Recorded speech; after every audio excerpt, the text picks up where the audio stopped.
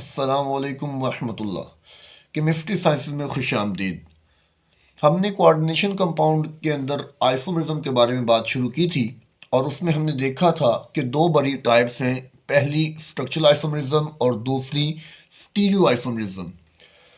आज की इस वीडियो में हम स्टीरियो आइसोमरिज्म पर बात करेंगे और स्टीरियो आइसोमरिज्म की आगे फर्दर दो बड़ी टाइप्स हैं और उनमें से पहली टाइप उसे हम कहते हैं जियोमेट्रिक आइसोमरिज्म, जिसे इन शॉर्ट हम जो है वो जीआई भी कह सकते हैं। जियोमेट्रिक आइसोमरिज्म या आप इसे जीआई कहेंगे। और दूसरी वो आइसोमरिज्म है जिसे हम कहते हैं ऑप्टिकल आइसोमरिज्म या ओआई भी आप इसको शॉर्ट फॉर्म के अंदर कह सकते हैं। तो जीआई को आज हम इंशाल्लाह डिस्कस करेंगे। ज्योमेट्रिक आइसोमरिज्म ये वो आइसोमरिज्म है जो इनफैक्ट स्टीरियो आइसोमरिज्म की डेफिनेशन में आता है कि स्पेस के अंदर बॉन्डेड एटम की पोजीशन वेरी करने से बनते हैं। ज्योमेट्रिक आइसोमरिज्म का खास तौर पर ताल्लुक इसी चीज़ के साथ है कि वो पोजीशन जो है वो वेरी कर रही होती है और उस पोजीशन की वेरिएशन की वजह से डिफरेंट ज्योमेट्रीज जब बनती हैं तो उसको हम कहते हैं ज्योमेट्रिक आइसोमरिज्म। इसमें एक सादा सा असूल ये है ज्योमेट्रिक आइसोमरिज्म को डिटरमिन करने के लिए कि अगर सेम ग्रुप यानी एक जैसे ग्रुप वो सेम साइड पर हों तो हम उसे कहते हैं कि ये एक टाइप का आइसोमरिज्म है, और अगर वो ऑपोजिट साइड पे हों तो हम कहते हैं कि ये दूसरी टाइप का आइसोमर है। तो सेम साइड पे हों तो हम इसे सिस आइसोमर कहते हैं, और अगर डिफरेंट साइड पे हो, ऑपोजिट साइड पे हो, तो उस सूरत में हम इसको ट्रांस आइसोमर कहते हैं। नाउ हम देखते हैं कि इसके अंदर फर्दर कौन कौन सी टाइप्स हैं। ज्योमेट्रिक आइसोमरिज्म देखा जाए तो सिर्फ और सिर्फ उन कंपाउंड्स के अंदर, उन कॉम्प्लेक्स कंपाउंड्स के अंदर एग्जिस्ट करती है जिनका कोऑर्डिनेशन नंबर या तो 4 है या 6 है। अब 4 कोऑर्डिनेशन नंबर वाले जो कंपाउंड हैं वो हमें पता है कि दो टाइप के स्ट्रक्चर में पाए जाते हैं। एक टेट्राहेड्रल शेप रखते हैं और दूसरे जो है वो स्क्वायर प्लेनर शेप रखते हैं। तो स्क्वायर प्लेनर वो शेप है जिसके अंदर हमें ज्योमेट्रिक आइसोमरिज्म नज़र आती है। टेट्राहेड्रल के अंदर हमें ज्योमेट्रिक आइसोमरिज्म नज़र नहीं आती। स्क्वायर प्लेनर के अंदर हम इसे देखते हैं। इसी तरह जो कोऑर्डिनेशन नंबर 6 है उसमें ज्योमेट्री ऑक्टाहेड्रल होती है, और ऑक्टाहेड्रल ज्योमेट्री के अंदर भी हमें ज्योमेट्रिक आइसोमरिज्म यानी जीआई देखने में आती है। तो इन दोनों को हम इन डिटेल डिस्कस करेंगे। सबसे पहले तो एक नोटेशन जो है वो हम समझ लें कि डिफरेंट टाइप्स जो हम यहाँ बयान करने वाले हैं उनके लिए कुछ अलामतें इस्तेमाल की जाती हैं।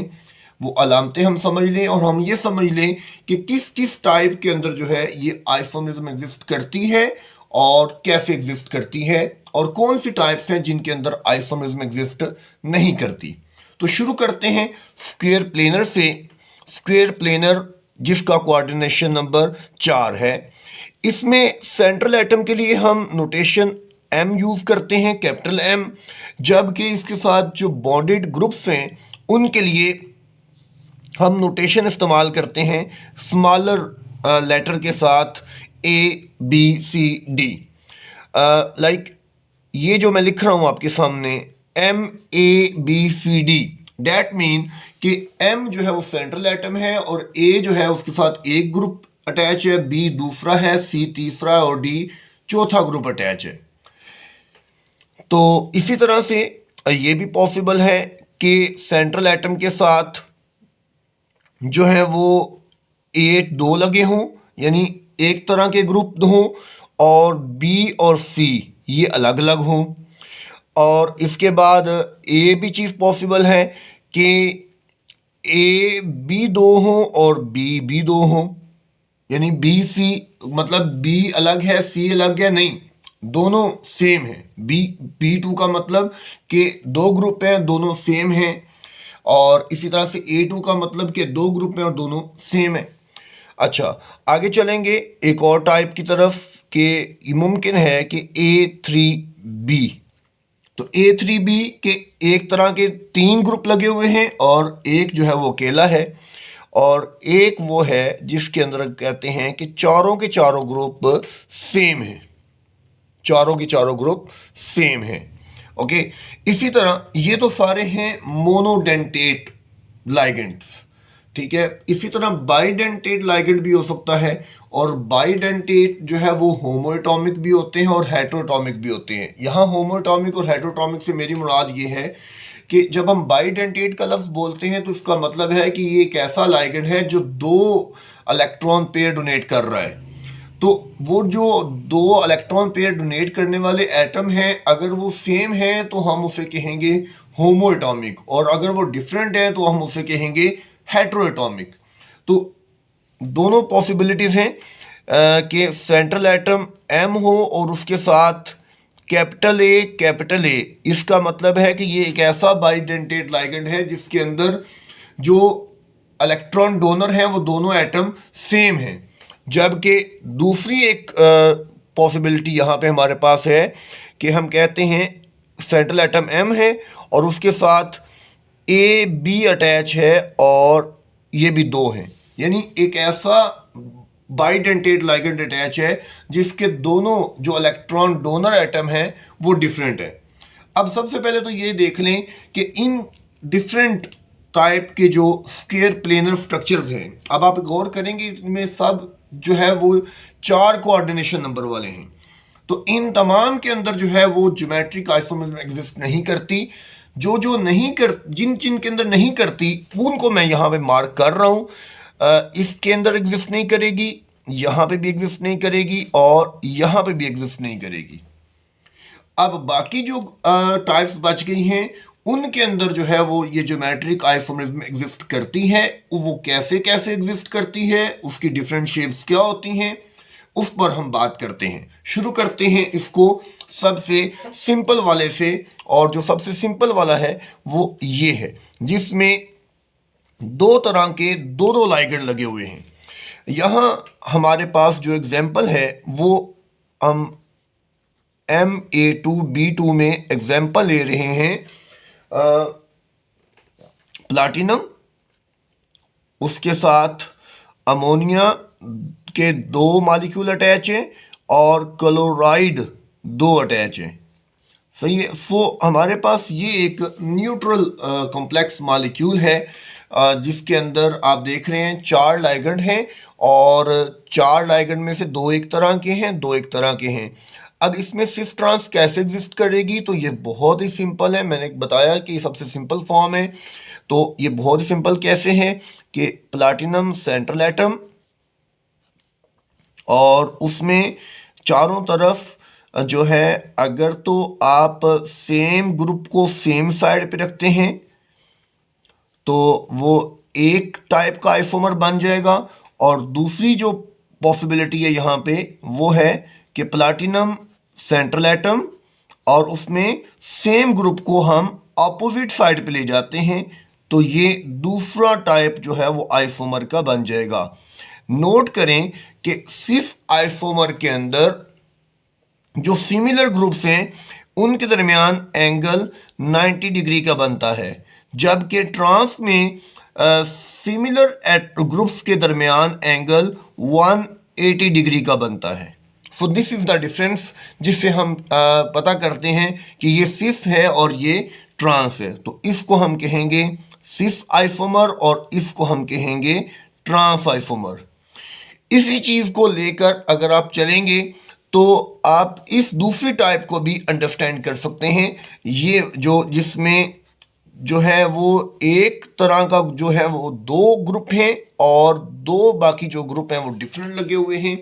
तो इसमें एग्जाम्पल आप देख लें, बाकी इसके सिस और ट्रांस आइसोमर बनाना बहुत ही सिंपल है। नोट करें बी सी। तो इसमें हमारे पास जो एग्जांपल है वो और भी ज़्यादा सिंपल है, दैट इज़ प्लेडियम और Cl2Br। तो नोट करें यहाँ पे भी 4 तरह के लाइगेंड मौजूद हैं, इनफैक्ट 3 तरह के लाइगेंड हैं, एक तरह के 2 लाइगेंड हैं, यानी क्लोराइड 2 दफ़ा आया हुआ है, ब्रोमाइड और आयोडाइड एक एक बार है। तो इसमें सिस ट्रांस जो है ये आप खुद ट्राई करें। इसमें सिस ट्रांस कैसे होगा, ये with reference to the chlorine बनेगा। क्लोरीन के लिहाज से अगर क्लोरीन को आप इस तरह से अटैच करते हैं कि क्लोराइड के दरमियान क्लोराइड को इस तरह से आप अटैच करते हैं कि क्लोराइड के दरमियान एंगल 90 का बनता है, तो वो सिस आइसोमर होगा। और अगर क्लोराइड को आप इस तरह से अटैच करते हैं कि उनके दरमियान एंगल 180 बनता है, तो वो ट्रांस आइसोमर होगा।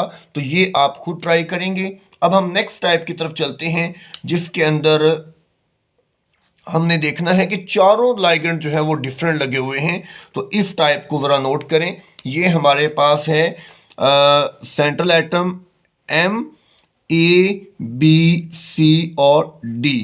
और इसमें हम एग्जांपल ले रहे हैं, प्लाटिनम के साथ अटैच है अमोनिया और पिरिडीन और क्लोराइड और ब्रोमाइड।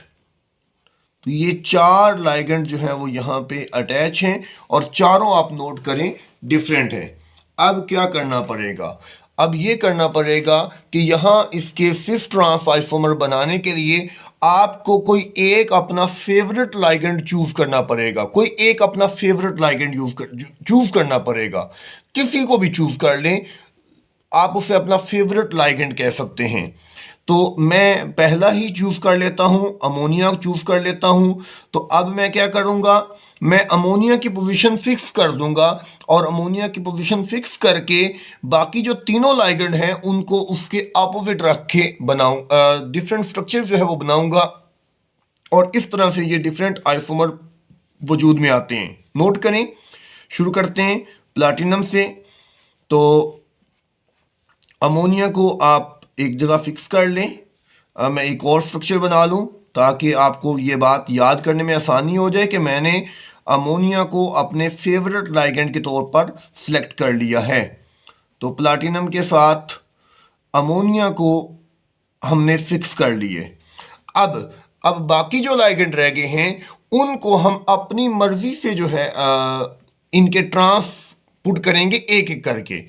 पहले लेट्स से कि मैं पायरिडीन को ऑपोजिट कर लेता हूं और फिर मैं क्लोराइड को ऑपोजिट कर लेता हूं और फिर मैं ब्रोमाइड को ऑपोजिट कर लेता हूं।